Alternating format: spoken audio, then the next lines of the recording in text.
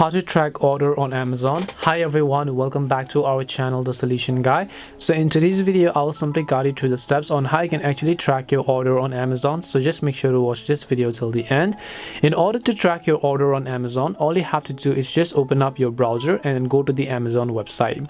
Then once you log into the website, click on the account and list from the top right and then go to the option called orders over here. And then once you come to the orders tab, you'll be able to find all of the orders that you've made. And in order to track it, if you have any of the orders, you'll most likely find the option called track order next to your order in order to find out the tracking status of that order, whether it has been shipped, whether it has been delivered, whether it has been sent to the warehouse, whether it has been packaged or whatever else. You'll find the status right next to it.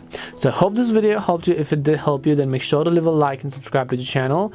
If you have any questions, feel free to also leave them down. Thank you very much for watching till the end, and see you in the next video.